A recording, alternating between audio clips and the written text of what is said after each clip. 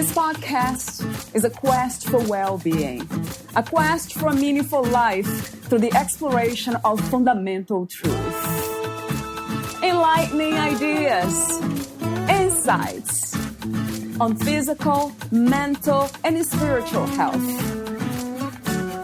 The inspiration is love. The aspiration is to awaken new ways of thinking that can lead us to a new way of being well. Welcome to Body, Mind, and Soul Healing Conversations.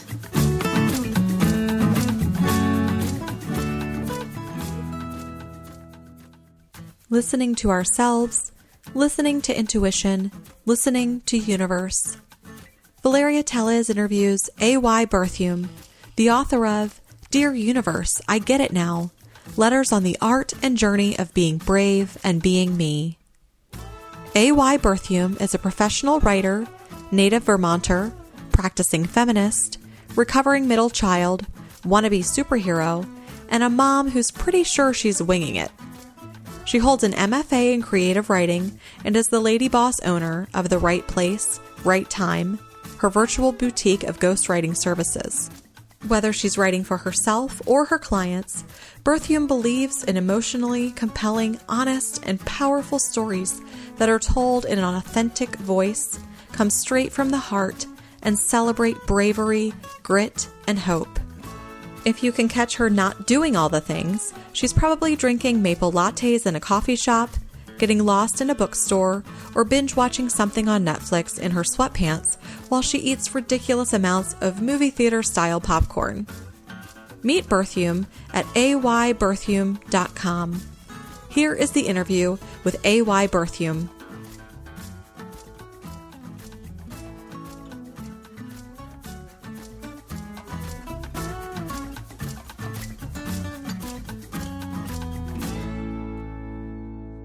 In your own words, who is A.Y. Berthiaume? A.Y. Berthiaume is a brave, resilient writer and mom, and native Vermonter, recovering middle child, a feminist, and a wannabe superhero. I love that, where you describe it, the superhero and the feminist. And this is something that I often don't talk about, feminism. For some reason, it doesn't come up. So let me ask you the question, what is feminism? What is your own perspective on feminism? My perspective on feminism is really that women receive the same rights and privileges and care as their male counterparts, and that women's rights are human rights, and that we deserve the same place in a variety of industries and fields and institutions, and shouldn't be overlooked simply because of the way that we identify our gender or the body parts that we have. And this is something that still happens, right? AY, it's still there. Yes. Oh my gosh, it's so prevalent. And I wish I didn't keep reading stories of these things. But I think when you look at the glass ceiling in different industries, or you look at U.S. politics and the underrepresentation of women in leadership positions on the level where policy is being made that's supposed to impact all people, and yet people in the room aren't representing the people that they're supposed to be representing, and obviously violence against women and harassment and just a number of a variety of issues, I think shows that there's still a need in place for feminism in its core beliefs, which is that women should be held equal. Yes, I agree. And do you see any movement toward change in this area? I think we are starting to see more women believe that they can be in politics. And I think with that, it will pave the way for others to jump on the path. And I think that's where we really need women the most, is in those positions of power to make decisions. So I think that we've seen some change and some momentum, but there's still a lot of work to be done. I think that the Me Too movement has, kind of spread across the globe.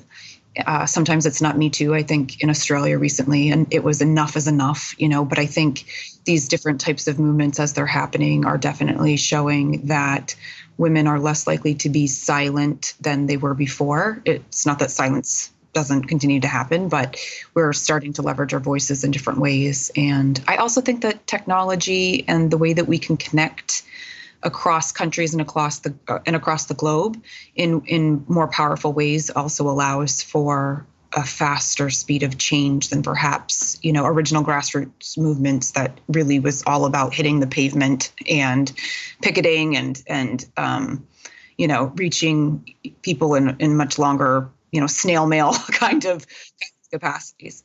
What do you love most about being in a human female body? I think that there's an incredible strength and miraculousness of being in a female body. I'm fortunate enough that this female body that I have is capable of bearing children. So in that way, the strength of being able to carry a human life is something that I could not have possibly put words to before it occurred. And even in having my son and unfortunately miscarrying a second, there's still something incredibly powerful about what the female body is capable of.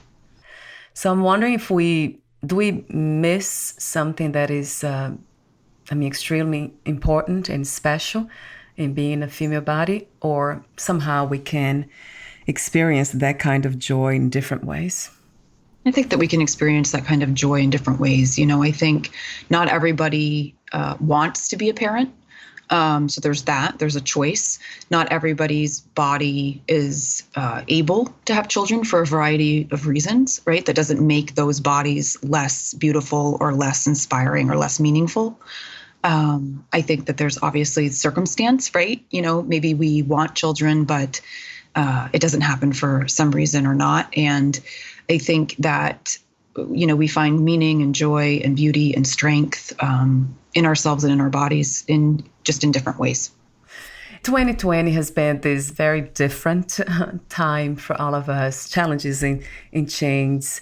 For you, what insights have you gained and what has changed? 2020 was interesting. So as a mom, I can kind of look at this from different perspectives.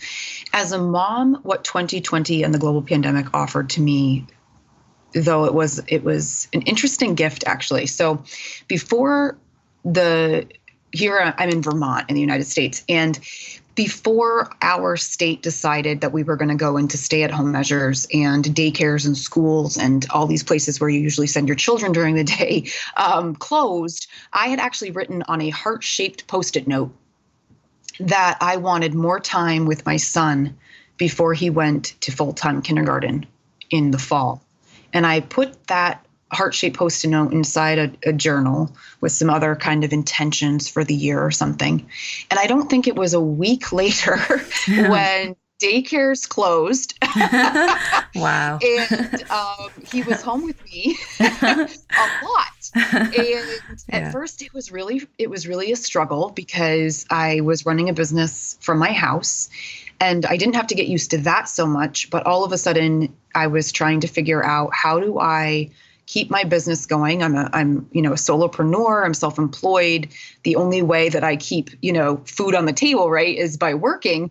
And yet I have this very important job as a mom to make sure that his needs are taken care of. And how do I juggle and balance all of this? And it was not easy. There were definitely challenging days, but gosh, did we have so many magical moments that I feel we wouldn't have captured had the circumstances been differently. So we had lots of days inside the this pop-up tent, and we built forts, and we created a hopscotch on the carpet out of masking tape. Wow. And we created a huge mural in the hall out of construction paper that looked like a towering tree and tall grass. And we went on walks, and we inspected pine cones and bugs. And so there was a really magical time for he and I in all of that. And it really helped to be kind of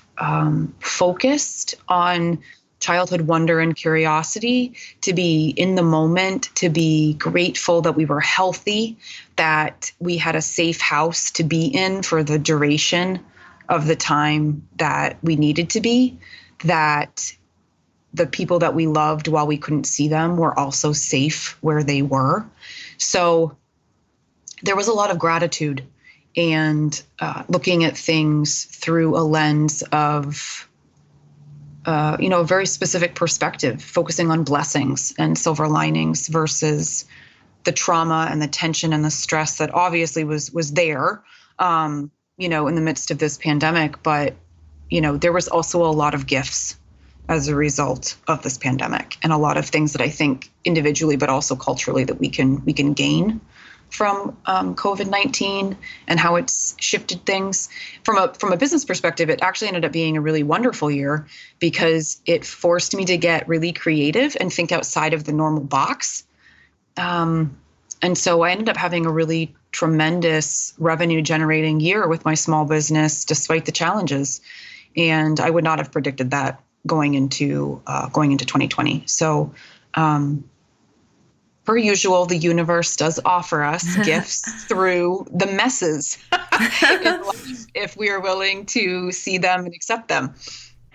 So that seems to me like the universe played a part. So you wrote the book, Dear Universe, I Get It Now, Letters on the Art and Journey of Being Brave and Being Me.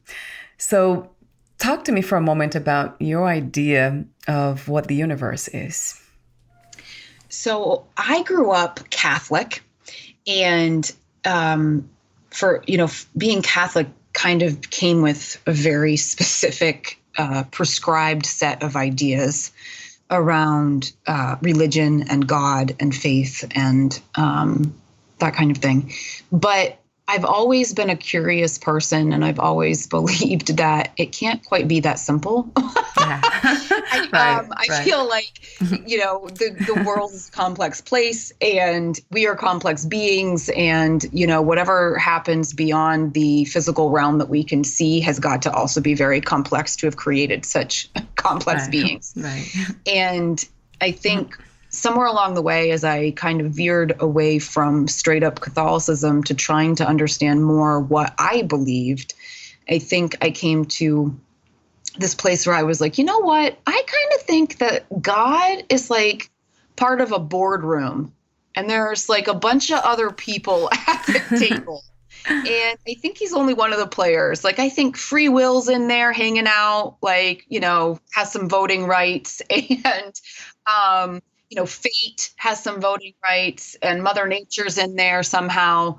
So I kind of see the universe and God as being separate but joint forces, and kind of all a part of this blueprint that our souls are given, before we make it here. And so it's kind of fuzzy still for me even, but I see the universe as being definitely a huge part of the equation. It's energetic, it's spiritual, it's metaphysical, it's well beyond comprehension. It's magnificent and enormous. And I don't know, it's just always felt really authentic to me, I guess. Once I realized that this whole time that I've been journaling, that I've been writing to somebody or something, and realizing that it wasn't actually that I was writing to some other version of myself, but that I was writing to some other higher version of space and time, I was like, it feels really authentic that it be the universe, that it's not necessarily God, but something way bigger than my own existence and comprehension. And once the title of the book came to me in the vision, and I started to really reflect on what the book wanted to be and what was this, and I started to have all these kind of aha moments, I was like, oh, I think I've been writing to the universe the entire time. It seems to me like when writing, there's something about writing that is so mysterious. From my experience, it has been. It's just the books I wrote, they just wrote themselves. They ended up just becoming something that I didn't expect them to become. Yeah, that might be what you call the universe playing the part. Everything it is the universe, as I tend to think that what is not the universe. So talk to me for a moment about the main inspiration and intention of writing your book. Interestingly enough, the main intention of the book originated by knowing I wanted to write other women's stories, ghostwrite other women's stories. And I thought, well, geez, if I'm gonna do that, I should probably prove to these hypothetical people that not only do I know what I'm doing, but that I have the courage and vulnerability to honor my own stories with a book before I try to sell them on the fact that I'm going to do it for them. So the book originated as just I need to write a book. I need to do this thing for my business. I need to do this marketing. I was calling it a marketing activity for a really long time.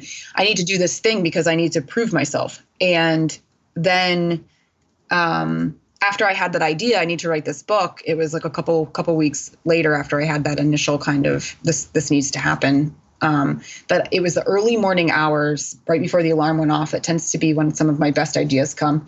And it just hit me, this title, Dear Universe, and this black and white composition notebook cover. And I was like, okay, that's the book. So this deep inner knowing.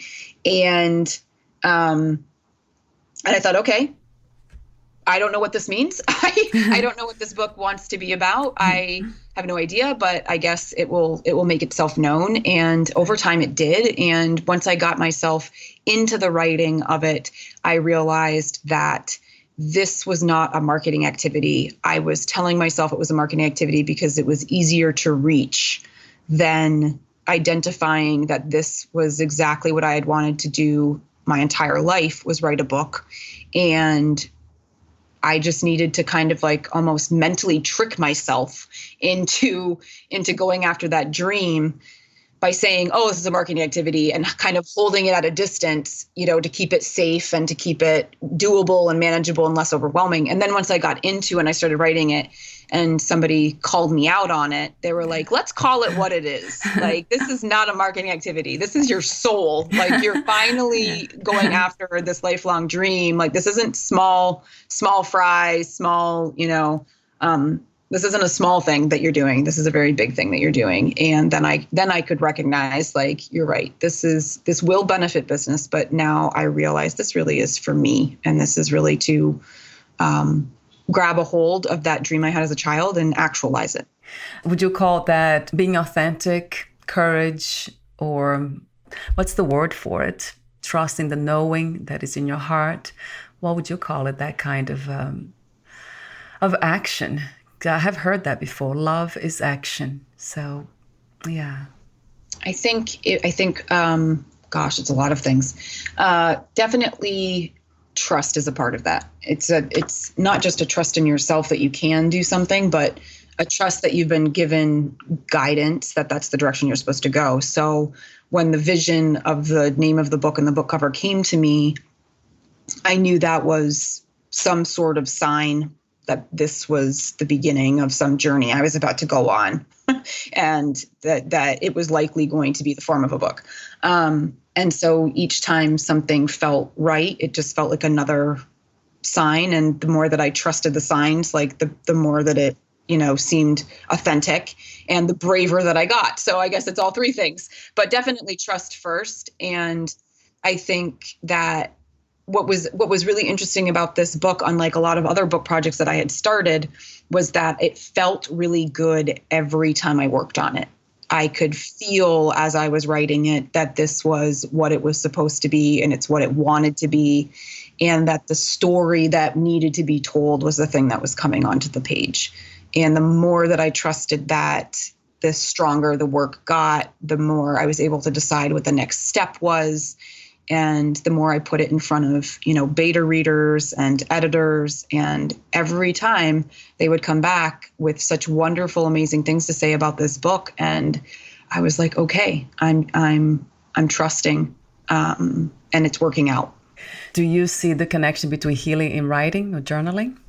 Yes, I've actually seen that connection a really long time. When I was in college, I was studying both writing and psychology. And for a while, I really wanted to do a bunch of research just on like the healing properties of writing, like how writing would, lend itself to, rehabilitation or, positive mindset, which would enable healing or whatever. I never got around to doing that research, but what I did do one summer as an intern with the geriatric population in a rehab facility was I created this program that was called HUGS, which was an acronym for healing, uniting, growing, and sharing. And the premise of it was that through writing and the arts, happiness and camaraderie and joy could be found for the residents of these rehabilitation centers, who were often without visitors for days, if they were visited at all, who could have been struggling at that point in their lives with dementia or any number of things. And, I would go around and I would help them with their poetry, or they would dictate to me a memory that they wanted to be captured into a story. And it was the most magnificent experience, because these elderly people who have lived 1,000 lives, it felt like, I was in my 20s and they were well into their 80s or whatever, had such rich things still that they were holding on to, memories or experiences. Or one woman was close to 100 and she could still recite Longfellow poetry from start to finish, and just such rich wonder in each of them. And they were so excited to have somebody pay attention to what it was that they had to say and to offer. And I thought, wow, like not only is there power through word, whether it's me writing it or them writing it, but there's power to just being seen and heard. And writing is that, basically. Writing is putting something onto the page, and you yourself can be seen or heard through writing, but somebody else can feel seen or heard by what they read if they feel like the person who wrote it for them. So I think that a lot of healing in a lot of different ways is the very experience of being recognized in one's pain or trauma or suffering. And I think writing has the power to do that. I have a question for you about the trust that you speak of, the trust in the universe. Is that somehow a spiritual practice to you? I think I've actually developed it more as a practical practice. I like that too. I think I've learned to trust through having seen how many times I didn't trust. Yeah. Yes. And I think I read somewhere, it was a quote recently in working with a client, something about something along the lines of the pain is in the resisting. And so basically, essentially, like in allowing or in releasing our need for control, right, is pretty much where all of the good stuff lives, all the next moments, the next moves that we need to make. And I think in resisting or in trying to go traditional paths or meet the expectations that other people set or do the things that I feel like are next on the to-do list based on some sort of cultural understanding of what you're supposed to do when you reach a certain age or a certain milestone, none of that has ever worked out for me. And I think anytime I was being true to myself or authentic to what I wanted or following like my heart and my gut and where I felt I should go, that was when stuff felt like it was aligned and I felt more satisfied and more happy. And so I think I learned trust the hard way. And then once I learned to trust myself, I think I recognized that it wasn't so much always trusting myself, but trusting that higher power. And then I could lean in and I could see how this was a much bigger spiritual experience than I had ever given it credit for. There's another component of that, which is self-love. I can see that in your writings too. Talk to me for a moment about unconditional self-love. I think unconditional self-love is something that requires commitment and effort. It is very easy to, I'm going to say, digest other people's perceptions of you or other people's narratives, stories, generational ideas that have been passed down, cultural norms that are forced down our throats. And yet to take a step away from all of that requires effort and courage and commitment and confidence and a lot of things that can be really hard to attain when you've got all that noise and chaos and pressure around you, and a lot of fear around maybe walking away from people that don't serve you, but that you're related to perhaps, or you've spent a lot of time investing in the relationship with them. So I don't think it's an easy thing. I think there's a lot of room for error and challenge, but I don't think it's not attainable. I just think that you have to know, I am going to choose to love myself today, and this is what it looks like for me, and I'm going to do my best. And it's not that we're going to be perfect at loving ourselves, just as we're not perfect at loving anybody else. But I think if we don't love ourselves, then that affects our whole world. I think it's kind of like the analogy of, if the plane is going down, you're supposed to put your oxygen mask on yourself first, because you can't help anybody else, if you yourself are without air. And I kind of think the epitome of unconditional self-love is to take care of yourself on all the different planes, physical, mental, emotional, and then take care of others. But I think a lot of society and culture places the emphasis on everybody else first. Yeah. And so you're almost going against the grain and being like, no, I'm going to take care of my needs and I'm going to set boundaries. And true. And so it's an incredible act, I think, of bravery and courage, but I also think it's one of the hardest ones. And why do you think that is? This has been the legacy of taking care of others first. Where did that come from? I'm going to go with cavemen. Yeah. I'm going to go with it's probably some sort of like primal survival kind of thing. Right. Like our tribe can't, sustain itself if we let all of the, we let everybody be eaten by the bears or the dinosaurs or like whoever. So we better be looking out for each other. And I think, somewhere along the way, it morphed to like take care of all others and, save yourself for last. I also think to some extent, and I can't speak necessarily for all cultures, but, kind of Western American culture, I think, is predominantly, there's a lot of like Puritanism in the history and obviously patriarchy. And I think that there's, some narratives and beliefs that probably stem from those two kind of arenas that lend themselves to like, like men get their needs met, women take care of everybody else's needs, and then that leaves women kind of burnt out and left aside because they've been trying to like hold up all of society on their shoulders.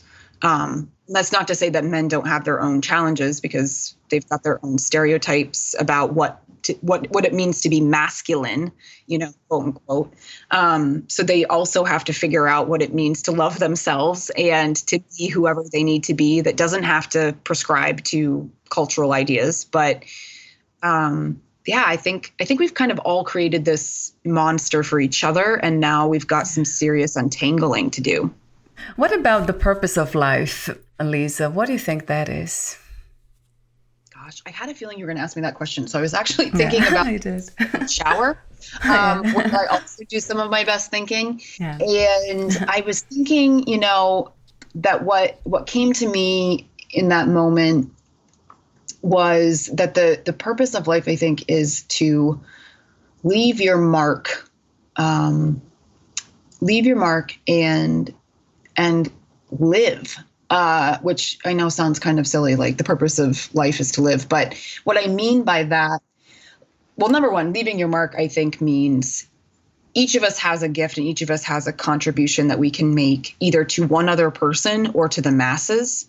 And I think there's something that we offer to somebody else that touches their soul in a way that maybe others haven't. And there's love there. And I think love kind of transcends all things. So there's that piece. But to live piece means like, rather than go through this existence that we get, and either you believe perhaps that you only get the one earthly existence and then that's it, or you could believe that you get to come back several times, and you've got past lives and future lives, and so whatever belief system you kind of lean into, I think however many times you're here in this early journey, like, wow, what a freaking amazing adventure that you get to go on. So why pass that time by, which inevitably goes way too quickly, no matter how long we think, life is going to be? Why pass that time being unhappy or feeling stuck or being angry with one another or hateful or intolerant?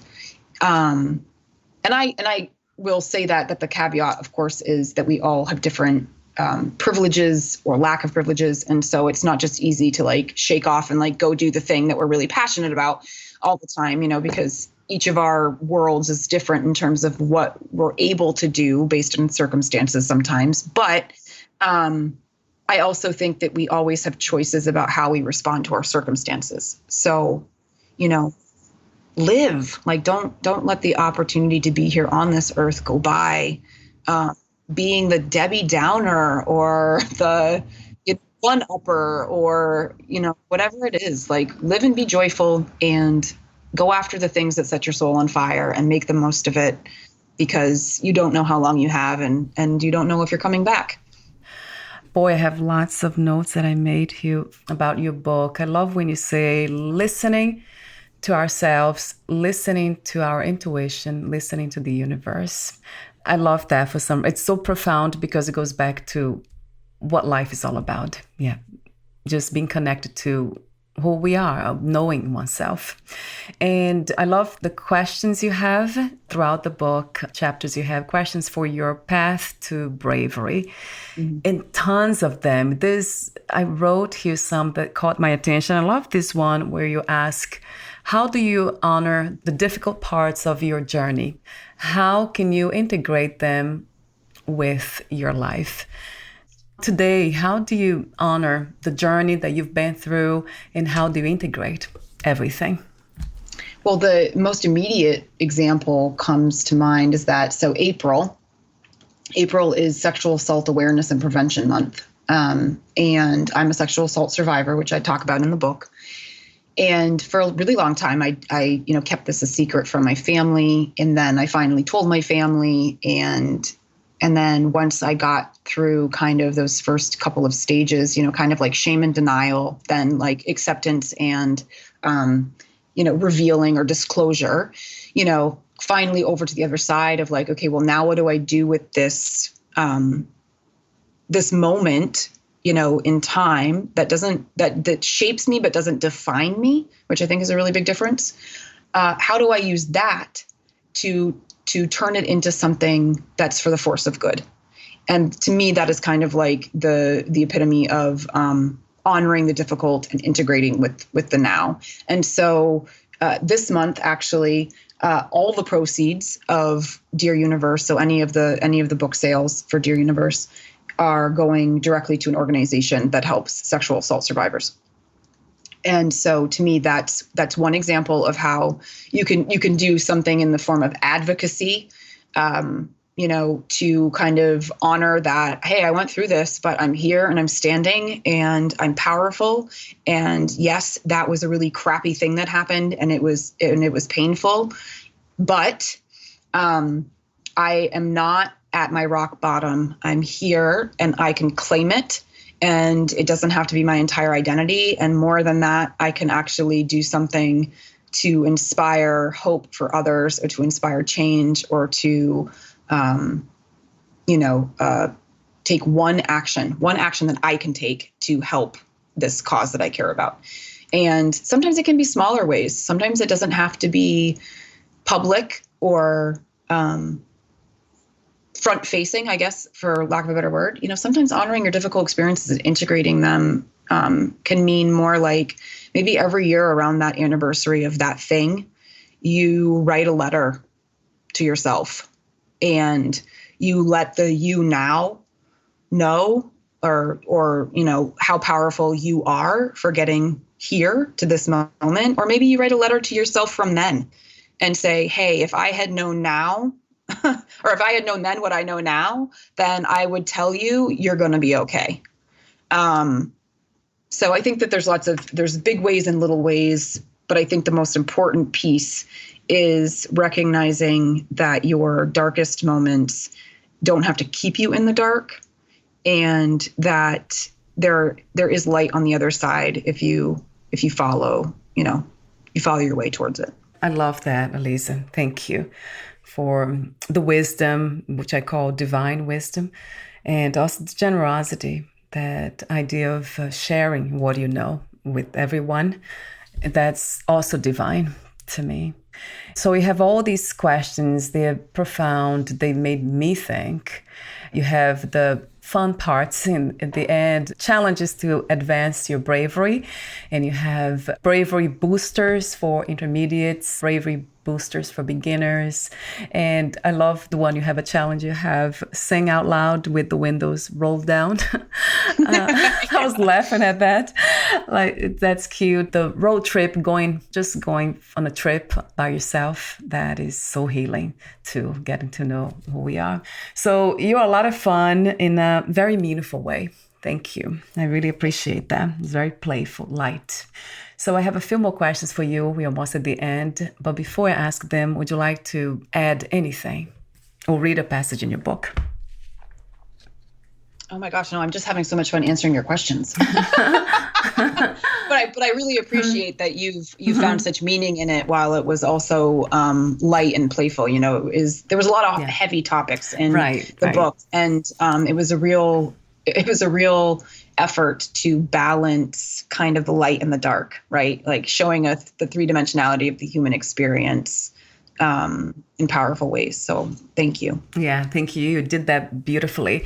And I love the letter 23, the final thank you you have there. Would you like to read that? Yes, absolutely. Yeah, that would be great. Letter 23, final thank you. Dear universe, I just wanted to thank you. You gave me so many gifts. I have this powerful voice that can be used as an agent of change, for creating connection and community, for advocacy, for inspiration. I have this natural knack with people, to see them and hear them, to draw from their stories, their light and darkness, and to hold space with them.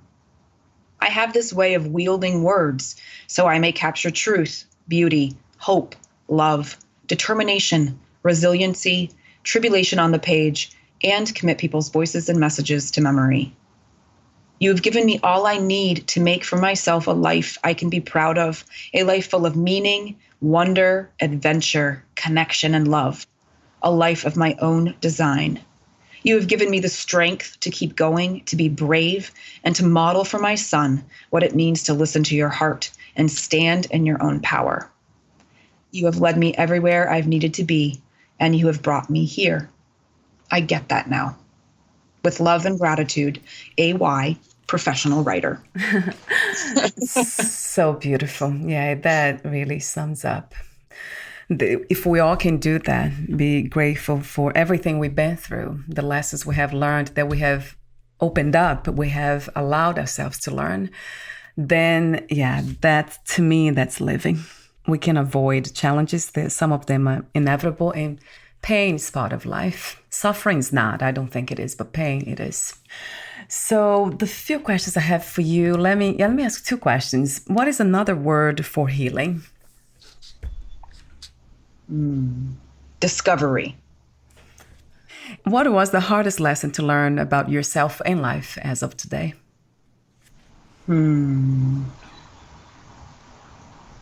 I think the hardest lesson to learn about myself.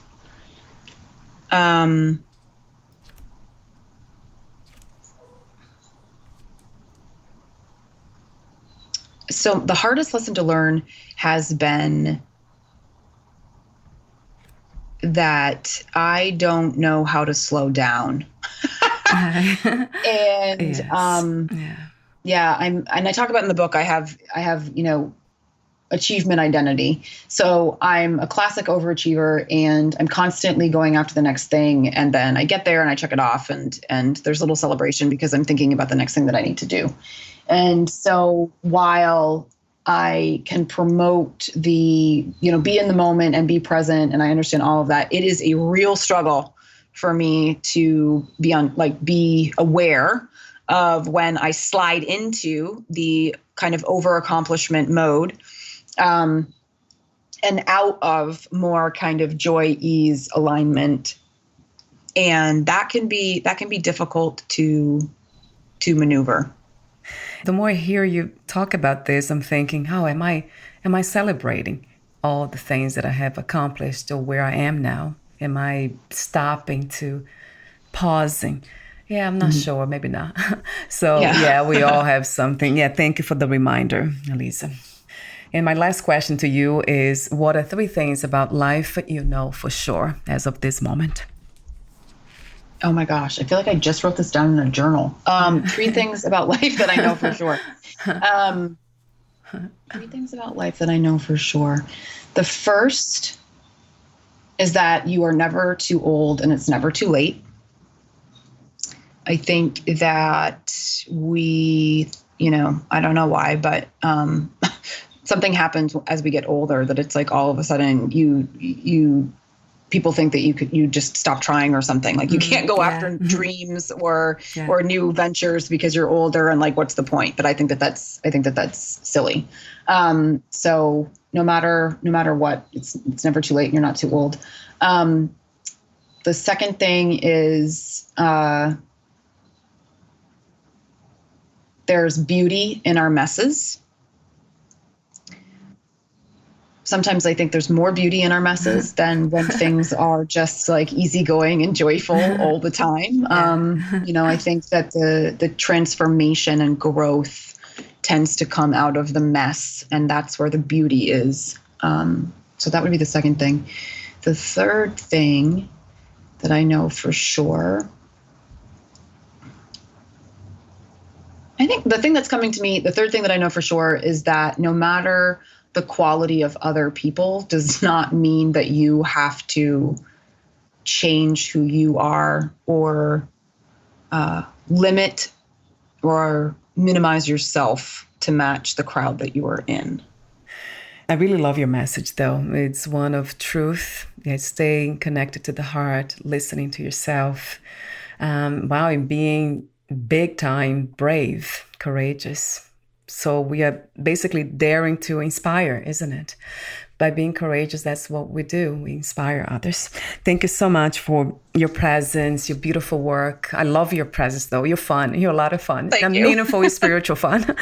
And your work. Thank you, Elisa. Thank you again. Thank you. And before we say goodbye, where can we find more information about you, your books, products, services, and future projects?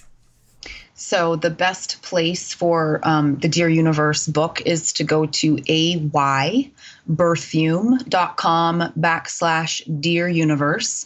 But otherwise, I would love for people to find me over on my business website, and that's therightplacerightTime.com. And the first right is WRITE, and the second one is RIGHT. And again, that's therightplacerightTime.com. Wonderful. I'll have those links on your podcast profile. Thank you so much again, Elisa. Thank you. And we'll talk soon. Bye for now. Thank you for listening. To learn more about A.Y. Berthiaume and her work, please visit ayberthiaume.com. To learn more about this podcast, please visit fitforjoy.org/podcast. Thank you again for listening, and bye for now.